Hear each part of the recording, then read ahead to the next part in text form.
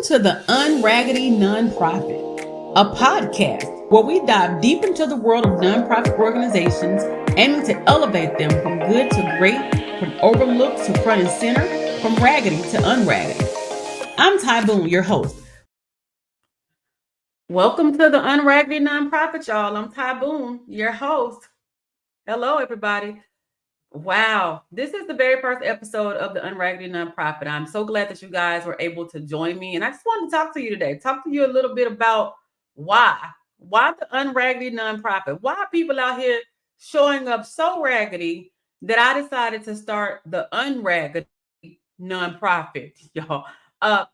Folk are wild out here. A little bit about me. If this is your first time tuning in, my name is Ty Boone. I have a little bit more than 25 years experience working with nonprofit organizations, primarily public charity organizations. My team and I have been able to receive, manage, and really take care of more than $400 million in funding for nonprofit organizations. That work has put me in a position to where I'm able to look at an organization and just kind of figure out, hey, what in the world is going on? Why are you showing up out here like this?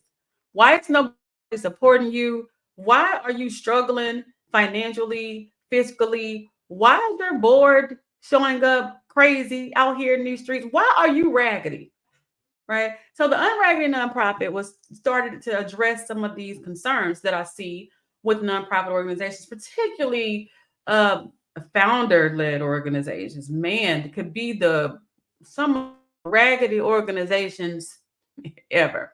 I know folk mean well. I know that folk are leading with passion, but so often organizations are started with passion without a real sense of business behind them. And we end up having these organizations that run for years and years off of raggedy. What is raggedy, you might ask?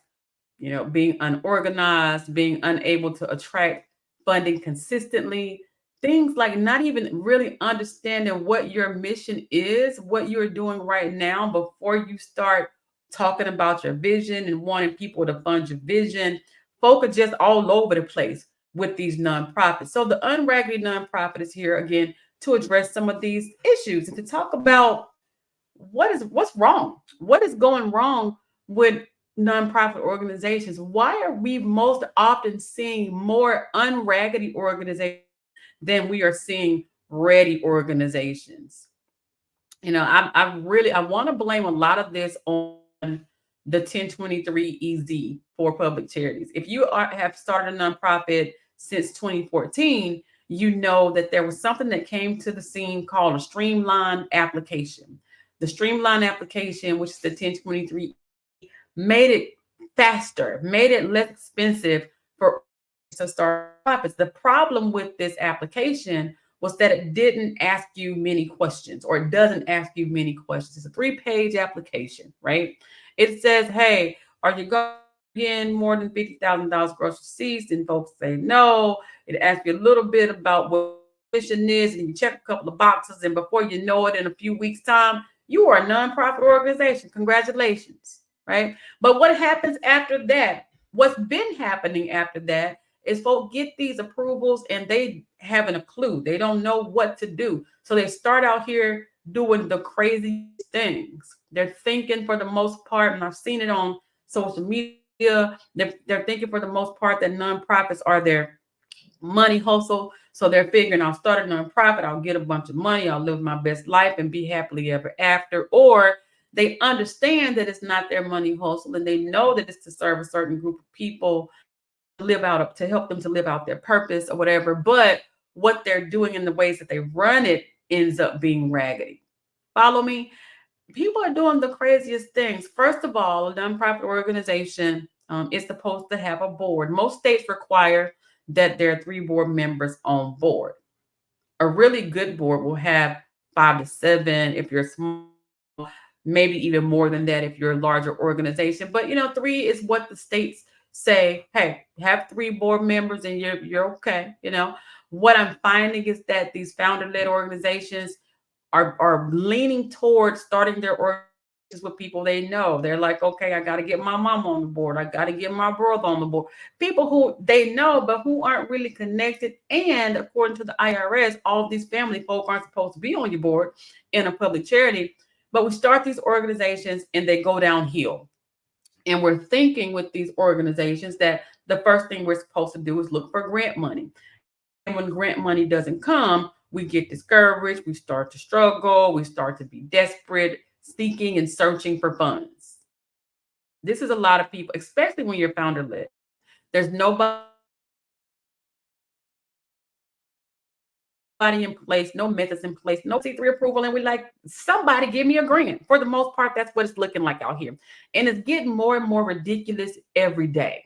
Folk are not ready. Starting with the board, they're not ready. They're not having board members who are competent, not having board members who are contributing to their organizations, not having board members who are sure that they should be there, who are not bought into their missions and therefore not helping them to drive their organizations forward. And then in addition to that, because your board members are leaders, but the founder who turns ED, that's some crazy stuff, right? Just because you're the founder of an organization doesn't mean to be the executive director. Doesn't mean you have to call yourself CEO. And that's what y'all like to do, right? You don't have to do that.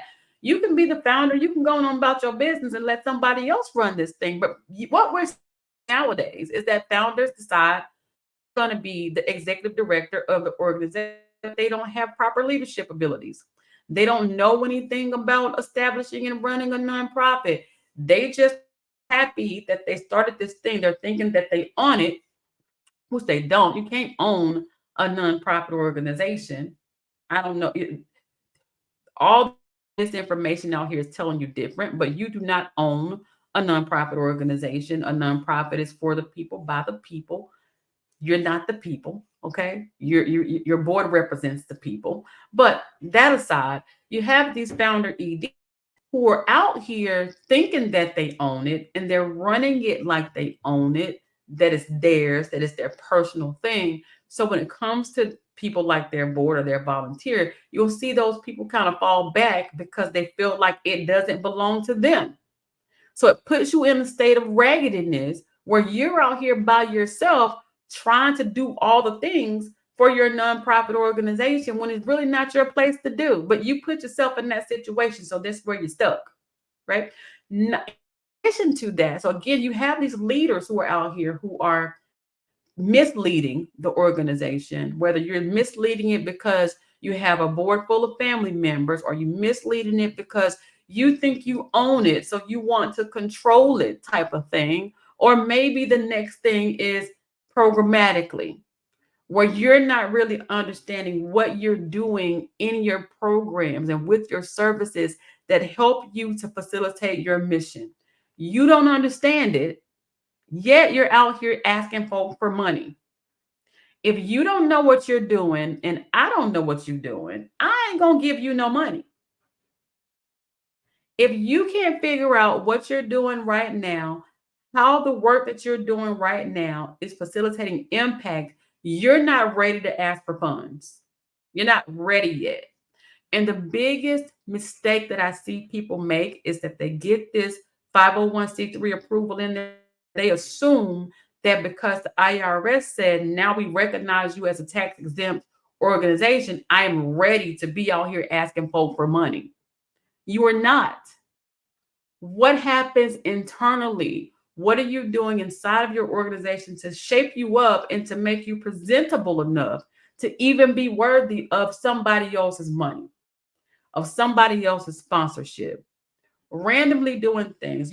Most of these new organizations, especially those who are thinking that all it takes is a support, they'll be out here, they're writing sponsorship letters kind of randomly. We don't know where the sponsorship letters are going to, how much we're asking for. Don't have anything in place, no plans, just kind of randomly doing stuff. And then get discouraged when random comes back to you. When random, you don't want random coming back to you. You want support. You want to make sure that the things that you receive are consistent. The only way to do that is to establish a foundation built upon readiness and preparation. And I know folk got y'all out here doing all kinds of stuff. You're not factoring into the equation that happened overnight. And because we want it to happen overnight, we start behaving in a raggedy manner. We're going out here, we're applying for grants that don't apply to us. We're asking folk for money who could care less about our mission, who don't even want to hear about our vision. We're out here putting people on our board just to satisfy the state requirements to push our organizations through approval because we think that the sooner we get that little stuff done, money is going to fall from the sky. And that is so not true. Preparation is what brings you the pay. You have to be willing to prepare.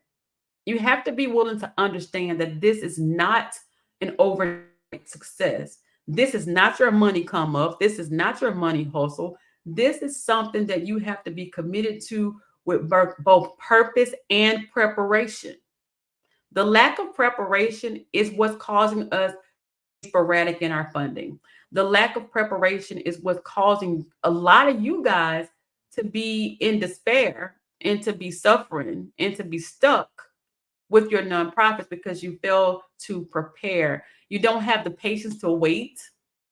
And that's a virtue, right? That's patience is a virtue. A lot of us are so consumed with what we hear on social media and this, these platforms. I talk about this platform a lot that starts with a T and ends with a K. And I don't like to say the name because they banning stuff and doing all this kind of stuff out there. So I don't want any problems with the podcast. But you talk about folk on those platforms who say things like profit, get a bunch of money, live your best life, those kind of things. And that's not true. And then you get out there and you get started and you figure, and time happens and it's not happening for you. And you're not living your best life because that's not what this is about. And you realize, oh my God, something is wrong.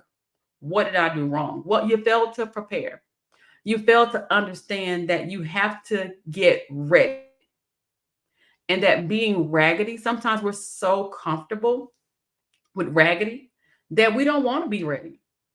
I've worked with organizations sometimes who were just so comfortable being raggedy that ready was not something they desired to become.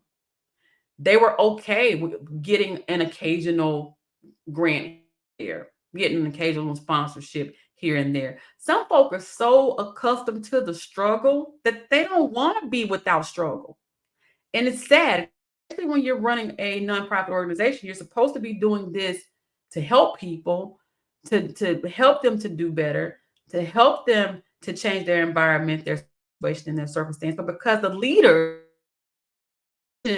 have a mindset of struggle and they're okay with struggle and they're okay with sporadic and they're not comfortable with consistency, they pour that stuff over into the nonprofit in the way that they behave, in the way that they invest, not to invest. They're pouring it over into the nonprofit. They're saying, you know what? I'm impatient. So my nonprofit is impatient in how we move. I don't want to take the time to see what fits us or to fits my lifestyle as far as how I'm using my finances. So we're not going to do the same. We're not going to do that over there in my nonprofit either because I think I own it. Remember that thing? So your nonprofit ends up being a reflection of your raggedy self. The raggediness that you show up in as the leader ends up being the exact thing that your nonprofit shows up doing. How you're running your day to day. And I know y'all have heard this before, like how you operate in your day to day, showing your the nonprofit is a business. If in your day to day your mindset is stress, struggle, and strain, nonprofit's mindset is going to be stress, struggle, and strain. If you're showing up day to day and you're stingy, you don't want to invest in your own personal growth and development, you're not going to want to invest in that of the nonprofits. You're not going to want your nonprofits to invest. You're going to be out here, in these nonprofit streets talking about, can I get this for free? Can I get this for cheap? Can I get this for whatever? And you get what you paid for. And then you get upset and discouraged because that thing is not working, or you're of a mindset that you don't have to put forth the effort to get the results. I was just reading a second ago, I've seen this several times. Don't be upset about the results you didn't get for the work you didn't do, because we feel like in our nonprofits that it's supposed to become, be this easy thing.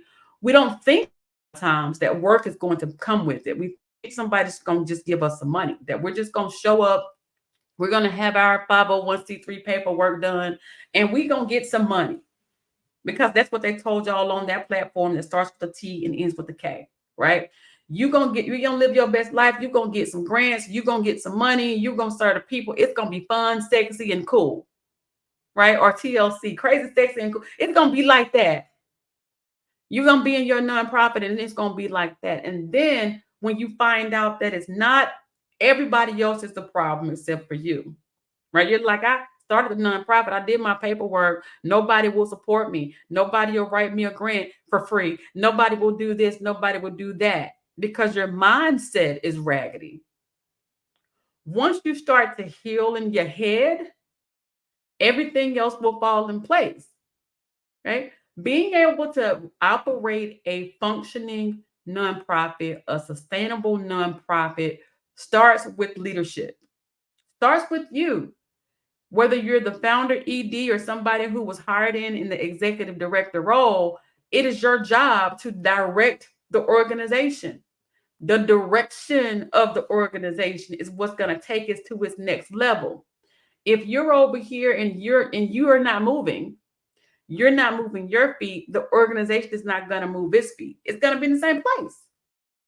If you're over here and your board is not in compliance and you're running your organization off of your family, your public charity off of your family, and the IRS says no more than 49% of your board members are to be related, even though over here where I'm standing, I don't like any of them to be related, but you're doing this because you want to stay raggedy. You're comfortable right there.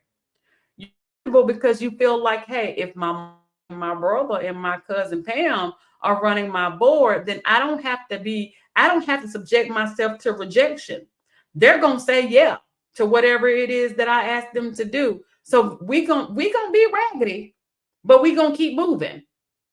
Why would you be raggedy and want to invite people to support you in your raggediness? Why are you upset that you're not getting sponsorship when you know that at ground zero you are raggedy? Why are you for grant money when you know you don't have an accounting system? Why? When you don't have a board to hold you accountable? When you can't count? Like why would you do this? Because somebody on these other platforms told you that this is what you do. And then when the time comes to be accountable, you can't be. Or if by some chance of luck you got a big piece of funding, you're not able to manage it.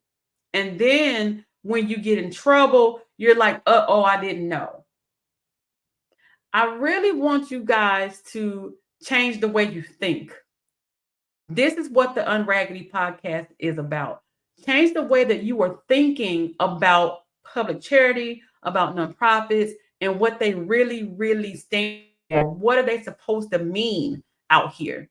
They are not your money hustle. They are not your get rich scheme. They are not a way to take care of your for-profit business because you couldn't figure out how to sell chicken sandwiches and now you want to start a nonprofit for chickens so people can donate to you. This is not what that is. A nonprofit organization is supposed to be an organization designed to help somebody else, to move them to their next level, to transform them, whether it's chickens or individuals or whatever, to make a difference among those things or those people that you serve. That's all. That's what it's about. It's not about you. It's not about what you want your agenda to be. It's about your priority population and what they need from you. Needs that you will have assessed before you even started the nonprofit. We messed up so early, y'all. We're not ready because we messed up early. We messed up before we start because we just start. We all want Nike and just do it, right? We all want to just get up and start. No needs to done. We don't know if the folks need our services or not. We just gonna start this organization. Then we get upset when there's no funding for it, but nobody needed it in the first place. Or we don't want to do the work to advocate for it because that's work. Now we're upset because nobody's supporting it. Or we get it, we hire a coach or we hire a nonprofit consultant and they tell you you got to do this, that, and that, and you're like, oh, that's too much. I'm not doing all that. I didn't know I had to do all that, but I still want money. Raggedy. Mindset raggedy, right? What we want to do here in the Unraggedy podcast is to really get people to realize where they're raggedy at. Where are you raggedy? Are you raggedy? If you're raggedy in your head, the way you think about nonprofits and how they're supposed to go, you're going to find yourself stuck from the very beginning because you're thinking that something is going to happen that's not happening, especially when you're not doing any work toward it. You're going to think that all you need to do is write a sponsorship letter and get sponsors. You're going to think that all you need to do is hire a grant writer and get grants. You're not going to think that, hey, I need to prepare. I need to get my stuff together. I need to make sure that I'm in order. I need to make sure my board looks straight. I need to make sure my leadership looks good. I need to make sure that my accounting systems are in place. I need to make sure that my programs logically follow the steps to solving a problem. I need to make sure I can evaluate these things. I need to understand budgets and what that means for my organizations and my programs. As the leader, that needs to be my job. If you're not standing that, you're going to find it hard to get funding consistently. You're going to show up raggedy in places that you shouldn't be showing up in at all.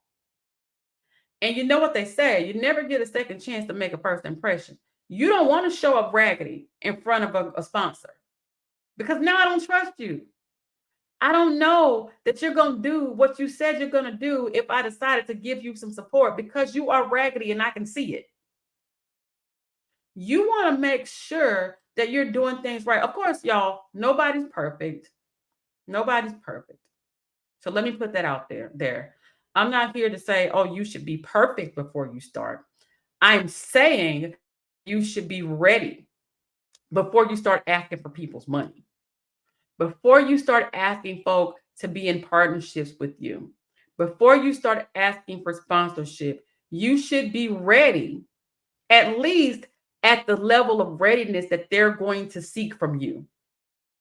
You're out here wanting to apply for a grant at grants.gov and haven't managed $15. What does grants.gov look like giving you $1.5 million when you have not managed $15? Who would do that? Then you get up and go, oh, they're not selecting that smaller, or it has nothing to do with your organization being small. It has everything to do with your organization being ready, or in this case, not ready. You should know, as the leader, it's your responsibility to know what you're ready for and what you're not ready for. And just because the funding is available, just because the sponsorship is available, just because the money is out there, doesn't mean you're ready for it. Doesn't mean you should get it. This is what separates the serious nonprofits that are there to do the work from nonprofit organizations who are really just looking to get the money.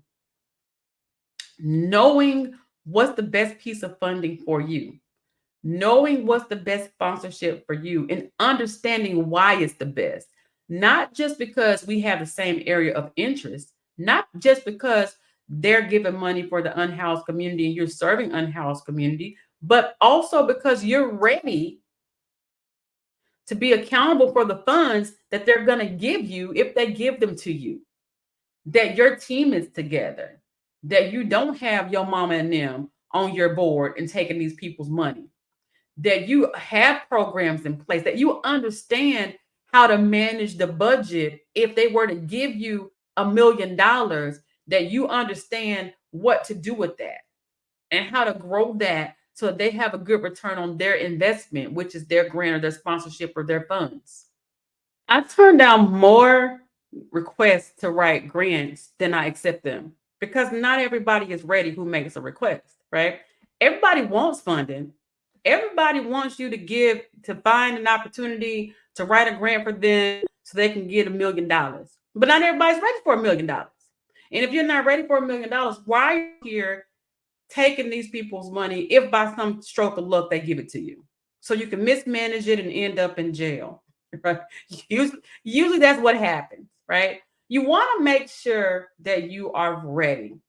You want to make sure that you show up in spaces ready, that you're prepared, that your organization is not raggedy, that you understand what a good quality board looks like, that you're surrounded by people on that board who's going to help hold you accountable, right? You want to understand what it means to be an effective leader and to lead your organization in the right direction, to lead with integrity, to lead with being able to serve the populations that you're trying to serve and to have their best interest at heart, not yours, not a selfish motive. Folk come to me all the time, especially these new founder people. They're like, Ty, how can I get paid? How can I get paid? If you do your work, you're going to get paid eventually if you bring in funds to get paid. But that's not what this is about.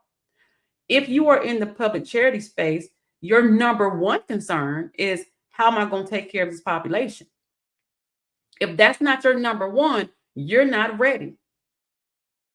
Okay. If you don't have effective programs, if you're around here doing a whole bunch of events and you're trying to get money, you scuffling and you scraping every day trying to figure this out, you're not ready because people pay you for programs. People pay you to solve problems, and programs solve problems. An event is not a program. What are you doing to change the lives of those people that you are serving? How do you know you're changing their lives? Not just because you said it. Where's the evidence that you changed somebody's life for the better? If you're not ready to show that, then you're probably not ready for big pieces of funding. Okay? If you don't know how to evaluate, so you can know the difference, you don't understand budgets, those things. Those are simple, basic things that get you ready for basic support. If you're not visible, I don't even know you out here. Why are you asking me for money? Are you visible? Are you showing up? Are you making a difference? Is your internal team, before you start asking people on the outside to donate to your organization, are those people your board members who helped you to start this thing? Are they even donating? If not, why are you out? Why are you doing this? Why are you bringing folk into your dysfunction? Take you a few minutes and get it together. It's okay. You don't have to rush it. You don't have to be desperate out here. And most of you guys smell like desperation. Desperation stinks. When you're chasing money left and right and you're chasing every sponsorship opportunity, chasing every grant opportunity, and you're not ready, internally you're raggedy, you stink. Your organization smells like desperation. And guess what? Folk not supporting stuff that stinks. Show up like you know what you're doing. Show up organized. Show up understanding the pieces of your organization. And if you don't, take your time. Ask for support on the level that you are ready for. Don't be out here asking folks for $1 million and you have a $25 mindset. Asking for $1 million, but you won't invest $15 in development. You're not ready.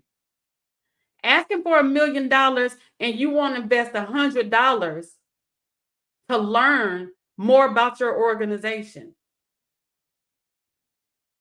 Asking for $1 million, but you won't even take the time to diversify your funding efforts so that those people who gave you $1 million can trust that after their $1 million is gone, you know what else to do with your nonprofit. The things that I see out here is crazy, y'all. It's just crazy stuff. I need y'all to start showing up. Get your minds right. Get out of the raggedy mindset. Change your mind. Start thinking positive about your organization and why you're doing the thing that you're supposed to be doing. Stop making it about you. Start making it about the people you serve. Understand that in order for you to serve these people effectively, there's some stuff that you need to do internally. And if you're doing this, slowly, it's okay. There's no need to rush it. As long as you're serving in your space, there's no need to rush it. Because when you rush it and you're raggedy, folk are going to see it. They're going to see you showing up unprepared. They're going to see you showing up unorganized. They're going to see you showing up not knowing what you're doing. And guess what? They're not going to support you for long if they support you at all. And it's your fault because you showed up that way. Learn how to truly invest in your organization and know that you're going to get out of it what you put in it. If you're not doing any work, don't expect any reward because you ain't did nothing. Why would you get a bunch of funding from somewhere if you have done nothing? And you said you don't have time to do it, or you're tired, or whatever, or you're doing another job. You took on this job as a nonprofit leader or ED or whatever. If you don't have time, that's your fault. You got to make time if you want it. Nothing's just going to fall out of the sky. You have to be willing to put the time in. If you're not willing to put the time in, don't expect to get the reward out. That's it. You don't stay raggedy. If this is how you think that nonprofits operate, thinking that, hey, I'm just going to give my 501c3, folk going to start giving me money, it's going to be cool beans from there. If that's how you're thinking, you're going to be raggedy forever. Okay? But if you really want to get ready and to become unraggedy, you're going to understand that things start at the foundation. Things start internally. You're going to address your board and those issues. You got to make sure that you are the kind of leader that gives the organization the incentive to move forward. How are you leading? What kind of atmosphere are you setting for your organization? What kind of environment are you establishing for your organization? Again, if you're penny pinching and stingy and don't want to help nobody, ain't nobody want to help you either. If you don't want to, then nobody else wants to do the work. How are you upset nobody is supporting you when you're not wanting to do the work for something that you started, if you're founder ED, right? Or something that you accepted the job position in if you were hired on as an ED. If you don't want to do the work, then why are you thinking somebody else going to do the work? If you don't want to support it, why do you think somebody else wants to support it? If you're trying to pay $20 to get $20 million, why do you think somebody's going to donate you $20 million for nothing? You get what you give. That's whether you're a nonprofit business, for-profit business, or whatever. You got to think about this. You got to change your mindset. You got to move yourself from unraggedy to ready. And it starts in your head. Okay. Join us next week on the Unraggedy podcast. I'm going to talk a little bit more next week about readiness, these issues of surrounding nonprofit organizations, why you guys aren't ready for funding, things that you should know to help you get into position to be the best organization that you could be instead of showing up raggedy. All right. I'll see y'all next week. Bye-bye.